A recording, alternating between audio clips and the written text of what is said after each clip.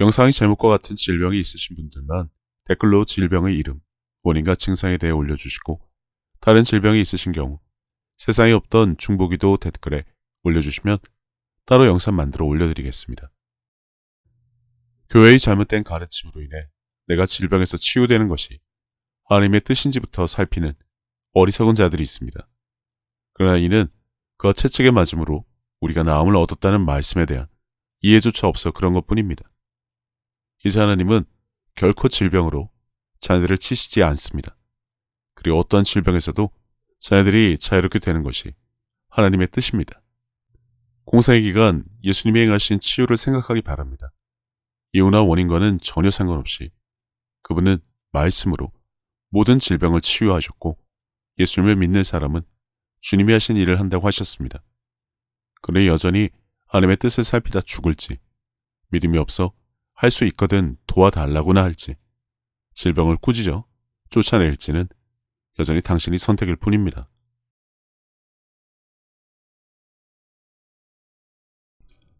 주님 감사합니다. 예수 이름을 믿는 저희들에게 하나님의 자녀가 되는 권세를 주심을 감사드립니다. 지금 이 영상을 보는 모든 하나님의 자녀들, 지금까지는 예수님의 이름으로 아무것도 구하지 않았으나 아버지로 하여금 아들로 말미암아 영광을 받으시게 예수의 이름으로 구하면 주님께서 행한다고 하셨으니, 기도하고 구하는 것은 받은 줄로 믿으라는 말씀에 의지하여 예수 이름으로 믿음의 기도를 하고 감사함으로 받습니다. 주님께서 믿음의 기도는 병든 자를 구원하신다고 말씀하셨습니다. 그래서 저희가 손을 내밀어 기도합니다. 두 사람이 땅에서 합심하여 무엇이든지 구하면 하늘에 계신 내 아버지께서 그들을 위하여 이루게 하신다고 말씀하셨고, 두세 사람이 내 이름으로 모인 곳에는 나도 그들 중에 있겠다는 약속도 저희에게 주셨습니다. 그래서 오직 믿음으로 말씀을 붙잡고 손을 내밀어 기도합니다. 베드로처럼 저에게 있는 예수님의 이름을 환자들에게 줄 수 있게 하심에 감사드립니다. 손을 내밀어 병을 낫게 하시옵고 표적과 기사가 거룩한 종 예수의 이름으로 이루어지게 하옵소서. 이 기도를 듣는 모든 이들에게 믿음으로 손을 얹어 기도합니다. 우울증이 있는 분들은 가슴 부위에 손을 얹으시고, 그분들을 위해 기도해 주시는 분들은 화면을 향해 손을 내밀어 함께 기도해 주시기 바랍니다. 예수 이름으로 명하노니 하나님의 자녀들을 질병으로 묶은 모든 악한 것들은 풀어지고 떠나갈지어다. 자녀들 안에 숨어 질병의 사슬로 고통과 절망 속에 살게 한 모든 묶임들은 풀어지고 끊어질 것을 명한다. 회복될 것을 명한다. 우울감과 무기력, 짜증과 분노의 느낌, 하나님의 자녀를 묶고 눌러 무가치한 인생으로 느끼게 하는 모든 악한 것들은 끊어지고 풀어져 떠나갈 것을 명한다. 우울증으로 생긴 신경 전달 물질의 불균형은 정상으로 돌아올 것을 명한다. 임신, 출산, 폐경기로 인한 호르몬 변화로 찾아온 우울증은 회복될지어다. 배우자의 음주, 도박, 불륜, 실직, 폭행, 그리고 폭언을 통해 낮은 자존감을 갖게 만든 모든 악한 것들의 계략과 술책은 모두 무용지물이 될 것을 명한다. 악한 배우자에게서 떠나 두 번 다시 같은 일을 하지 못하게 될 것을 명한다. 가족의 폭언과 폭행으로 찾아온 우울증, 어린 시절 겪은 트라우마로 찾아온 우울증 모두 다 풀어지고 떠나갈 것을 명한다.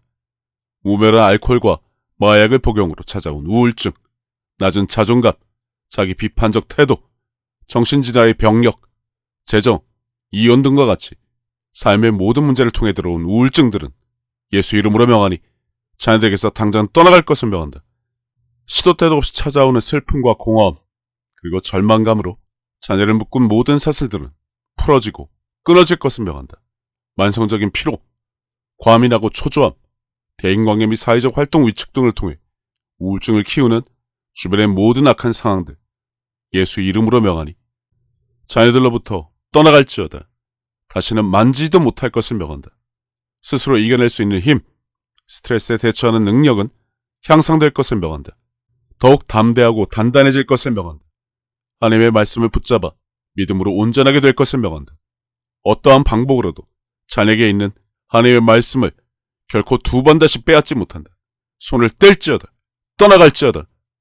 정서장애, 산후 우울증, 적응장애, 육아 스트레스, 고부간의 갈등, 부부 갈등, 어머니 역할에 대한 중압감들을 통해 자녀에게 우울증을 갖게 한 모든 길은 끊어질 것을 명한다. 다시는 하나님의 자녀에게 들어가지도 닿아가지도 못할 것을 명한다. 끊어질지어다. 떠날지어다. 우울증이 더러운 사슬들 모두 풀릴지어다. 하나님의 자녀 안에 숨어 우울증을 유발하는 모든 더러운 귀신들 나사렛 예수 이름으로 명하니 떠나갈지어다. 너희는 더 이상 숨어있지 못한다. 예수 이름으로 명하니 떠나가! 주님께서 주시는 마음의 평안을 질병으로 속이고 빼앗아 마음에 근심하고 두려워하게 만든 모든 것들은 예수 이름으로 명하니 묶임을 받고 떠나갈지어다. 주님께서 주시는 모든 평안은 회복되고 자녀들에게 풀어질지어다. 이제 예수 이름을 듣고 무릎을 꿇어 하나님의 자녀에게서 떠난 질병들을 저주한다. 이제 자녀들은 예수 이름으로 회복되었으니 다시는 그들을 찾지도 그들에게 돌아오지도 못할 것을 명한다. 주님 감사합니다.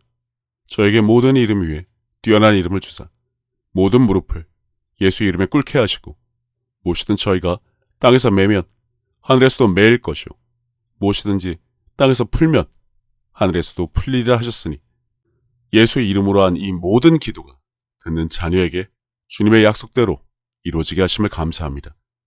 모든 우울증들을 치유해 주심을 감사드립니다. 예수의 이름으로 기도합니다. 아멘.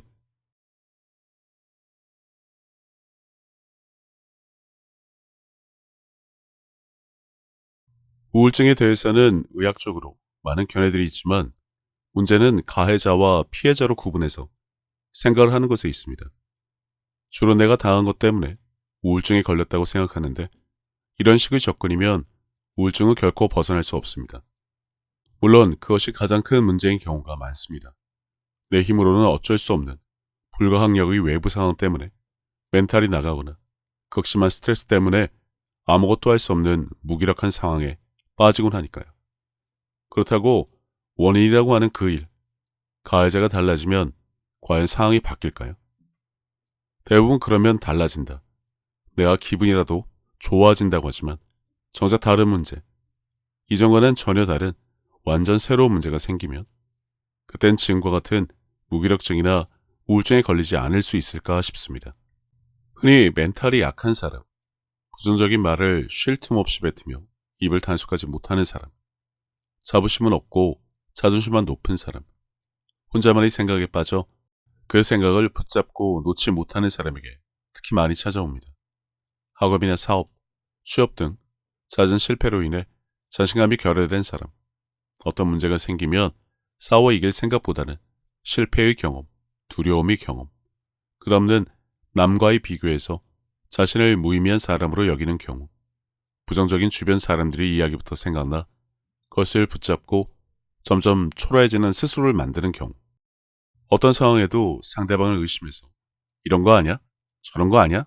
라며 의심하고 확인을 받아야 들어야 안심하는 오감에 의존하는 도마와 같은 사람, 직장이나 결혼 상대를 고를 때에도 스스로의 판단과 결정이 불가능한 사람 등등 이유는 많습니다. 이렇다 보니 단지 우울증이 가해자에 의한 일방적인 피해자만 있다는 것은 납득할 수 없죠. 물론 도무지 말로 형용할 수 없는 막대먹은 사람 때문에 일방적으로 당하는 경우도 많습니다. 화나죠. 억울하고 한이 맺히는 수준의 삶을 살다 보면 우울증은 찾아올 수밖에 없습니다. 그럼에도 불구하고 상황과 사람은 전혀 바뀌지 않고 더욱더 자신을 힘들고 초라하게 만드니 이겨내기란 그리 만만하지 않습니다. 그렇다면 모든 사람이 이런 경우 누구나 할 것 없이 우울증에 걸리느냐? 그렇지 않습니다. 해답은 바로 여기에 있습니다. 좋은 대학에 가기 위해서는 최소한 중고교 6년간 열심히 공부를 해야 합니다. 고3이 되어 마음 잡고 공부해서 서울대 입학을 목표로 한다면 된 사람도 있지만 대부분 힘듭니다. 살아오면서 꾸준히 자신을 단련하고 양육하고 훈련하고 실전 경험을 통해 단단하고 굳은 사람으로 만들어 왔어야 하는데 이런 일 없이 성장을 하다 보니 단순한 일이야 스스로 할 수 있을지 몰라도 막상 큰일이 터지면 대부분 속수무책으로 당하게 되는 경우가 많다는 것입니다. 가정 환경이나 부모의 영향이 클 수도 있고 아무튼 변수는 많습니다.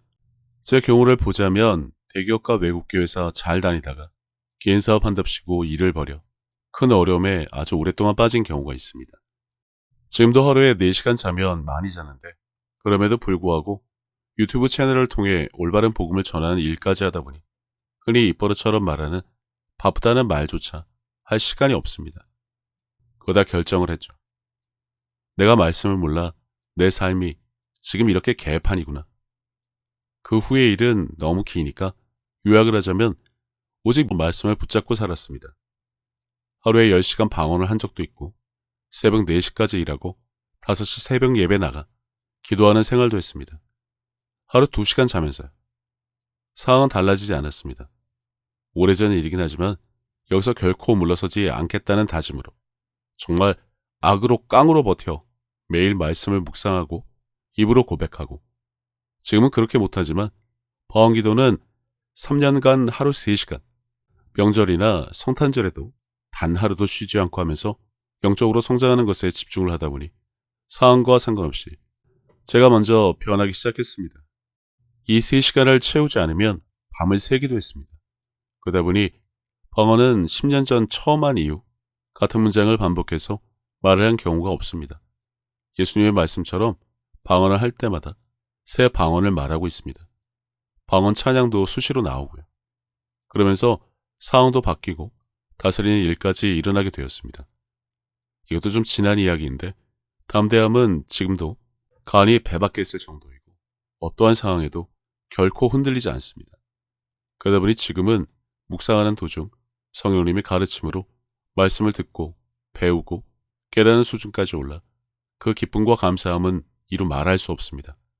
게다가 최근에는 올바른 가르침을 주시는 목사님을 만나 일주일에 2일은 말씀과 기도에 전념하고 있으니 감사할 따름입니다. 우울증과 관련해서는 워낙 다양한 경우가 있으니 오직 제 경험을 통해 한 가지만 확실하게 말씀드릴 수 있습니다. 높은 계시로 배우는 올바른 복음과 방언기도. 이것이 사람을 살리고 높은 곳으로 이끌어 주십니다. 상황은 아무리 달라도 결국에는 어렵고 힘들고가 전부입니다. 하지만 결단하고 변화를 선택하지 않으면 주변 상황은 결코 변하지 않습니다. 내가 마음을 새롭게 하여 변화를 받기 시작하면 상황이 달라집니다.